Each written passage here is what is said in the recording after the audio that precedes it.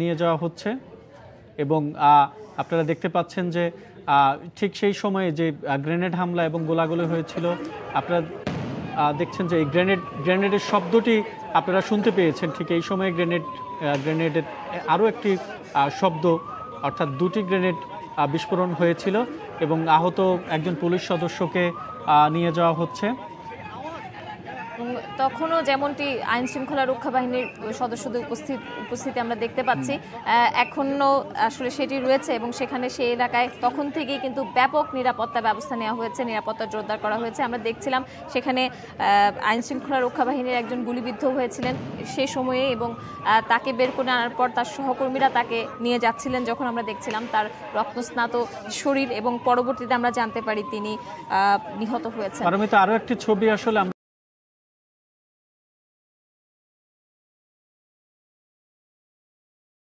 মানবিক কারণে এখানে চালাতে পারছি না। এই পুলিশ সদস্যের পরবর্তী সময়ে কিন্তু আমরা তখন দেখেছি যে সরাসরি সম্প্রচারে আরও একজন পুলিশ সদস্য যিনি একেবারেই অচেতন অবস্থায়, অজ্ঞান অবস্থায় ছিলেন গুলির আঘাতে এবং তার পুরো শরীর আসলে রক্তাক্ত ছিল। সেই ছবিটি আমরা এই মুহূর্তে দেখাতে পারছি না সম্পূর্ণভাবে। একটি বীভৎস ছবি আমি বলবো। এবং আমরা ধারণা করছি এই দুজনই মারা যেতে যাওয়ার ছবি। এটি আসলে মানে কখনো আমরা এইভাবে দেখব ভেবেছি কিনা জানি কিছু না, বা বাংলাদেশে এরকম একটি ছবি আমরা সরাসরি দেখব, এটি আসলে কখনোই প্রত্যাশা বা কাঙ্ক্ষিত কোনো বিষয়, আকাঙ্ক্ষিত কোনো বিষয় ছিল না, এবং পুরো এই ঘটনাটি আসলে কাঙ্ক্ষিত কোনো ঘটনা নয়। এই মুহূর্তে রাজধানীতে যারা আছেন তারা সকলেই কিন্তু এক ধরনের আতঙ্কের মধ্যে আছেন, কারণ রাজধানীবাসীর কাছে এটি একটি আতঙ্কের খবর। যদিও রাজধানীর বেশিরভাগ মানুষই কিন্তু ঢাকা ছেড়ে গেছেন, তারপরেও যারা আছেন তারা অনেকেই এই সময়টিতে আসলে সেহরির সময় প্রায় কাছে চলে আসছে কিন্তু আসাদ, এবং এই সময় অনেকেই কিন্তু বাইরে বের হয়ে সেহরি খাবার জন্য এই মুহূর্তে কিন্তু ঘুম থেকে ওঠা শুরু করেছেন কিন্তু যান।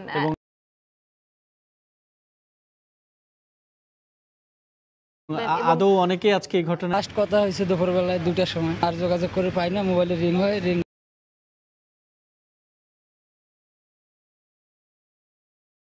ধরে না, এখন মোবাইল বন্ধ। টিভি স্কুলে দেখলাম যে এখানে হামলা হয়েছে। এই হামলার কথা শুনে আমি চলে এলাম, কয়েকবার ফোন দিয়েছিল, তখন ফোন রিং হয়েছে 12টা পর্যন্ত ফোন রিং হয়েছে, কিন্তু এরপরে আর ফোনে তার পাচ্ছি না। এখন তার সাথে আর কোনো কথা হয়নি, যোগাযোগ হয়নি। আসাদ, আসলে পরিস্থিতির কোনো পরিবর্তন কিন্তু হয়েছে বলা যাবে না, কারণ তারাও এটি জানাচ্ছিলেন পরিস্থিতি এখন কি সেটিও কিন্তু আসলে আমরা বলতে পারছি না কি অবস্থা সেখানে, অর্থাৎ ভেতরে কি অবস্থা রয়েছে। আমরা যারা আত্মীয় স্বজন রয়েছেন, যারা সেখানে আটকা পড়েছেন, যারা জিম্মি অবস্থায় রয়েছেন, এবং একজন বলেছেন তার ভাই হোম ডেলিভারির কাজ করেন এবং সেখানে রাত 12টা পর্যন্ত তার মোবাইলে রিং হয়েছে। কোনো হতে পারে মাধ্যমগুলো আছে সেগুলোকে বন্ধ করে রাখতে বলেছে, এটিও হতে পারে, যে কোনোটি হতে পারে। আসলে এটি আসলে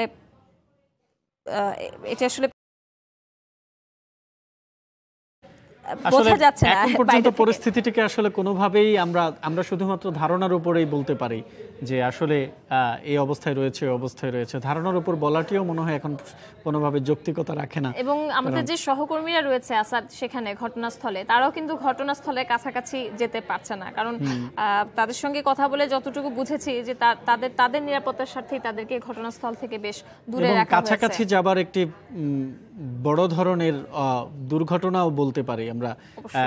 যারা জিম্মি অবস্থায় রয়েছে তাদেরকে উদ্ধার করবার জন্য আইন শৃঙ্খলা রক্ষাকারী বাহিনী যারা শুরুর দিকে কাছাকাছি গিয়েছেন লাইফ জ্যাকেট পরেও তারা, আমরা দেখেছি যে যারা গিয়েছেন তারাই সেখান থেকে গুলিবিদ্ধ অবস্থায় হয়ে পরবর্তী সময়ে তাদের নিহতের খবর আমরা পেয়েছি। তো আসলে এই ঈদ আনন্দ উদযাপনের সময়ে এই রমজানের শেষ দিকে এসে আসলে বাংলাদেশে এরকম একটি ঘটনা ঘটতে পারে, সেটি যদিও নানা সময় নানা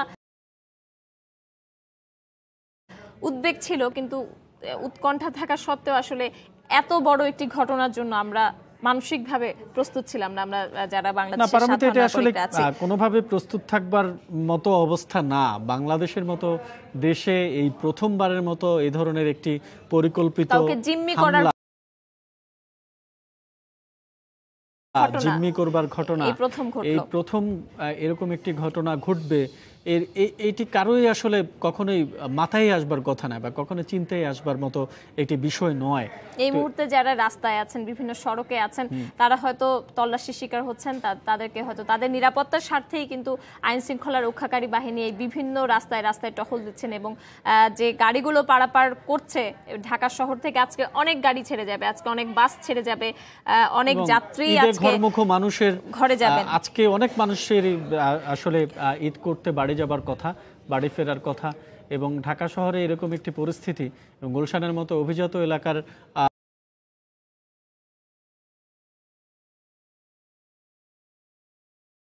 অভিজাত এলাকায় এরকম একটি ঘটনা, এই ঘটনা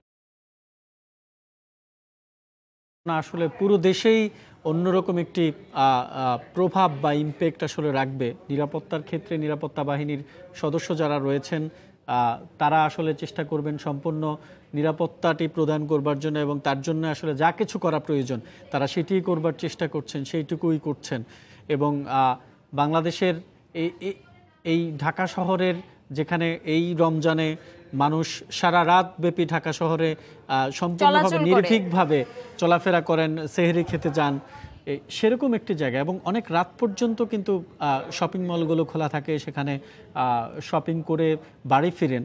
এরকমভাবে এরকম একটি পরিবেশের জায়গায় যখন হঠাৎ করে এরকম একটি ঘটনা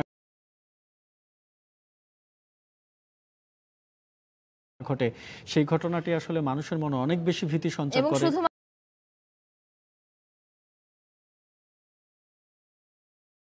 মাত্র রাজধানীতেই নয়, রাজধানীর বাইরে কিন্তু এই আতঙ্ক ছড়িয়ে গেছে। রাজধানীর বাইরে কিন্তু প্রত্যেকেই, দেশবাসীর প্রত্যেকে আতঙ্কিত যে আসলে এই ঘটনাটি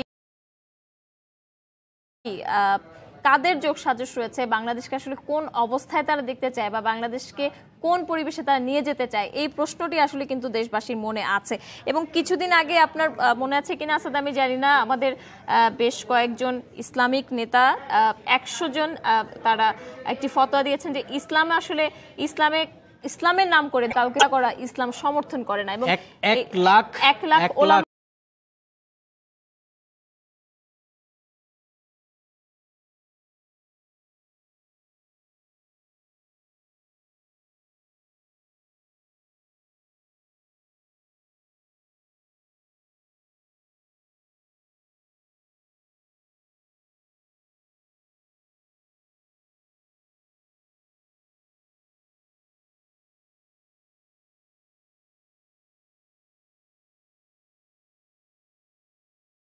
এই ধরনের সাম্প্রদায়িক সম্প্রীতির দিক থেকে বাংলাদেশে এই ধরনের আশঙ্কাও কখনো ছিল না বলতে হবে। আইএস এর যে উপস্থিতি, আইএস আছে কি নেই, এটা নিয়েও কিন্তু এক ধরনের সংশয় ছিল, যেহেতু এই পরিবেশ বা পরিস্থিতি সবকিছু মিলেই এক ধরনের সংশয় ছিল। এখনো আমরা বুঝতে পারছি না, যদিও রয়টার্স বলছে যে আইএস স্বীকার করেছে এই জিম্মিদের, কিন্তু জিম্মিকারীরা কি চাচ্ছে সেটি কিন্তু এখনো পর্যন্ত স্পষ্ট নয়। আসাদ, এটি খুবই আমার কাছে মনে হয় গুরুত্বপূর্ণ যে তারা আসলে একটি আতঙ্কই ছড়াতে চাচ্ছে। যদি তাদের কোনো দাবি দেওয়া থাকতো তাহলে কিন্তু তারা এতক্ষণে এই সময়ে তারা কিন্তু জানাতো, কিন্তু দেখা যাচ্ছে যে ভেতরে যারা আছে, যেহেতু তারা বিদেশি নাগরিক, এবং তাদেরকে এইভাবে জিম্মি করে রাখলে, এই সময়ে জিম্মি করে রাখলে একটা পুরো বিশ্বেই কিন্তু একটা আলোড়ন সৃষ্টি হবে। আসলে সন্ত্রাসী কর্মকাণ্ড করে মানুষকে রক্তাক্ত করে কোনো আসলে ধর্মের বাণী নয়, কখনোই আসলে শান্তির কোনো বাণী আসলে নয়। এবং এটির পরিকল্পনা যে আসলে মানুষকে শান্তিতে রাখবার একটি চেষ্টা, এবং সারা বিশ্বব্যাপী মানুষকে করা একটি কি আসলে বিষয় মোটেও নয়। যেখানে হাতিয়ার হিসেবে, অস্ত্র হিসেবে সেটিকেই ব্যবহার করা হচ্ছে, সেই ধর্মকেই ব্যবহার করা হচ্ছে, যেখানে যে ধর্ম সবসময় শান্তির কথা বলে আসছে, মানুষে মানুষে ভালোবাসার কথা বলে আসছে, সম্প্রীতির কথা বলে আসছে, সেই ধর্মকে ব্যবহার করেই কিন্তু আরেকজনকে আঘাত করা হচ্ছে, আরেকজনকে হত্যা করা হচ্ছে। এই বিষয়টি খুবই উল্লেখযোগ্য। অথচ এই ধর্মই কিন্তু মানুষকে হাজার হাজার বছর ধরে একসঙ্গে একই মেলবন্ধনে বেঁধে রেখেছে, মানবিকতা তার কথা শিখিয়েছে। তো আসলে এই আন্তর্জাতিক প্রেক্ষাপটে যদি আমরা এই বিষয়টি চিন্তা করি, আমাদেরকে নিরাপত্তা বিশ্লেষকরা যেমন বলেছেন, আসলে এই বিষয়গুলো আমাদের দেশকে নতুন একটি ঝুঁকিতে ফেলে দিয়েছে এবং আমাদেরকে আমাদের নিরাপত্তা ব্যবস্থা নিয়ে সব কিছু নিয়ে আসলে নতুন ভাবে ভাবতে হবে এবং এই সংক্রান্ত কাউন্টার টেরোরিজম সেল কিন্তু আমাদের ইতোমধ্যে আছে। আমাদের আমার মনে হয় আরো একটু সেটাকে আরো বেশি কার্যকর করতে হবে। আসাদ, রাজধানীর সব জায়গায় নিরাপত্তা বাড়ানো হয়েছে, নিরাপত্তা জোরদার করা হয়েছে। আমাদের সহকর্মী রাশেদ লিমন গুলশানের রাস্তা থেকে আমাদেরকে বলছিলেন যে সেখানে রাশেদ লিমনের প্রেক্ষিতে কিন্তু আমরা দেখেছি যে গুলশান থেকে বের হবার যে লিংক রোড গুলো রয়েছে সেখানে একটি করে গাড়ি বের করে দিতে সুযোগ দেওয়া হচ্ছে এবং গাড়ির একেবারে সম্পূর্ণভাবে এমনভাবে তল্লাশি চালানো হচ্ছে যেন কোনো ধরনের কোনো ক্লু আসলে আইন শৃঙ্খলা রক্ষাকারী বাহিনীরা পান কিনা। সর্বোচ্চ চেষ্টাটুকু কিন্তু তাদের পক্ষ থেকে আসলে করা হচ্ছে। এখন পর্যন্ত যারা ঘরে ফিরছেন, যারা ঈদের ঘরমুখ মানুষ আছেন, তারা কিন্তু এখন পর্যন্ত নিরাপদে যেতে পেরেছেন। আমরা আরেকবার রাশেদ লিমনের সরাসরি আমরা তার কাছে যাচ্ছি। যেমনটি দেখাচ্ছিলাম যে ওই ঘটনার পর থেকেই কিন্তু পুরো গুলশান এলাকায় যে নিরাপত্তা ব্যবস্থা ছিল সেই নিরাপত্তা ব্যবস্থা ব্যাপক জোরদার করা হয়েছে এবং পুরো গুলশানের 1-2 সার্কেল ঘিরে কিন্তু একটা নিরাপত্তা বলয় তৈরি করা হয়েছিল এবং সেই বলয়ের মধ্যে আমরা দেখেছি যে কোনো গাড়ি যেমন এদিকে আসতে দেওয়া হচ্ছিল না, পাশাপাশি যে গাড়িগুলো বের হচ্ছিল সেই গাড়িগুলোকে কিন্তু আমরা দেখেছি যে একদম একটি গাড়ি আসলে চেক করে তারপরে সেই গাড়িগুলো কিন্তু আসলে ওভাবে যেতে দেওয়া হচ্ছিল এবং প্রত্যেকটি গাড়ি আমরা দেখেছি যে আলাদা আলাদা করে তল্লাশি করে এরপরে কিন্তু আসলে তারা গাড়িগুলো যেতে দেওয়া হচ্ছিল এবং এই মুহূর্তে আমি অবস্থান করছি আসলে যে রেস্টুরেন্টটিতে ঘটনাটি ঘটেছিল তার ঠিক পেছনে এসে আর দুইটা, আমি যদি আমার ক্যামেরা যদি দেখা যাচ্ছে ঠিক ওখানে শেষ মাথায় গিয়ে ডান পাশে ওখানেই সেই রেস্টুরেন্টে এবং এখানে আসলে দেখেছি বিজিবি, র্যাব, পুলিশ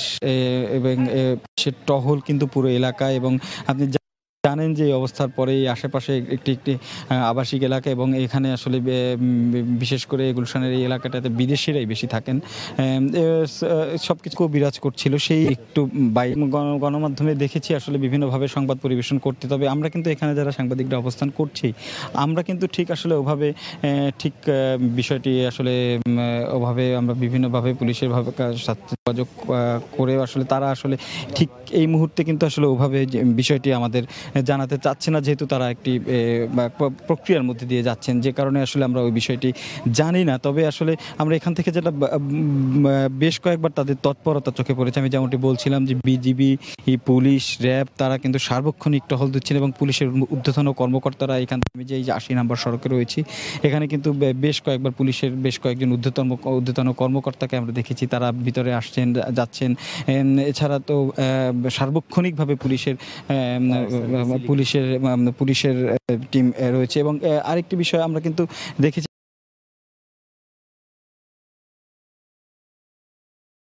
এখানে কিন্তু একটি অ্যাম্বুলেন্স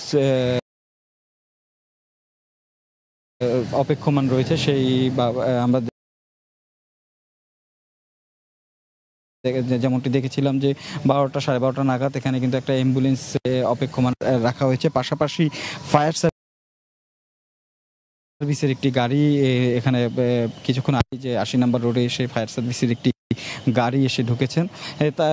পাশাপাশি আমরা দেখছি যে বিদ্যুৎ বিভাগের একটি গাড়ি, বিদ্যুতের একটি গাড়ি এসে এই ভেতরে আসলে আমরা সাংবাদিকরা একটা নির্দিষ্ট দূরত্ব পর্যন্তই যেতে পারছি, আমরা কিন্তু এখানে একটু বেশ কিছু খানি দূরত্ব রেখে কিন্তু আমরা এখান থেকে সংবাদ যতটুকু তথ্য দিচ্ছি এগুলো কিন্তু খানিক দূরত্ব রেখেই আসলে সংবাদগুলো আমরা পরিবেশন করতে পারছি, যে কারণে আসলে একদম ভিতরে স্পটে বা কাছাকাছি কি হচ্ছে সেই ঘটনাটি আসলে আমরা না জানলেও আসলে আশপাশের যেমনটি বললাম যে আইনশৃঙ্খলা রক্ষা বাহিনীর তৎপরতা দেখে কিছু জিনিস বোঝা যাচ্ছে। এবং এই যে দেখতেই পাচ্ছেন ফায়ার সার্ভিসের গাড়িটা, যেমনটি বলছিলাম যে ফায়ার সার্ভিসের গাড়িটা এখন বোধহয় একটু এই দিকটায় সরিয়ে নেওয়া হয়েছে এবং ফায়ার সার্ভিসের বেশ কয়েকটি একাধিক গাড়ি রয়েছে এখানে। এবং এটা এই ৮০ নম্বর রোড থেকে হয়তো বা আমরা যতদূর ধারণা করতে পারছি, আমি যেমনটি বললাম যে আইনশৃঙ্খলা রক্ষা বাহিনীর সাথে আসলে আমাদের ওভাবে এখন তারা যেমনটি আমাদের বলছেন যে জাতীয় স্বার্থে, জাতীয় নিরাপত্তার স্বার্থেই তারা আসলে তাদের সময় অনুযায়ী তারা যখন একটা দৃশ্যমান অগ্রগতি বা একটা কিছুকে জানানোর মতো কিছু আসবে তখন আমাদের জানাবে। তো আমরা এটা ধারণা করছি এটা সম্ভবত ৮০ নাম্বার রোড থেকে এখন সম্ভবত ৭৯ নাম্বার রোডের দিকে হয়তোবা এই ফায়ার গাড়িগুলো নিয়ে যাবে। তবে অ্যাম্বুলেন্সটি কথা যেটা বলছিলাম, অ্যাম্বুলেন্সটি কিন্তু আসলে এই ৮০ নাম্বার রোডেই, অর্থাৎ যে রেস্টুরেন্টটিতে এই ঘটনা ঘটেছে সেই রেস্টুরেন্টের পিছনেই কিন্তু সেই গাড়িটি রয়েছে। এছাড়া আমি যেমনটি বলছিলাম যে আমরা কিন্তু বেশ খানিকটা দূরে, কারণ আমি এই যে সহকর্মী রাশেদ লিমন জানাচ্ছিলেন গুলশানের সেই লিংক রোড থেকে, অর্থাৎ সড়কের নিরাপত্তার কথা তিনি জানাচ্ছিলেন।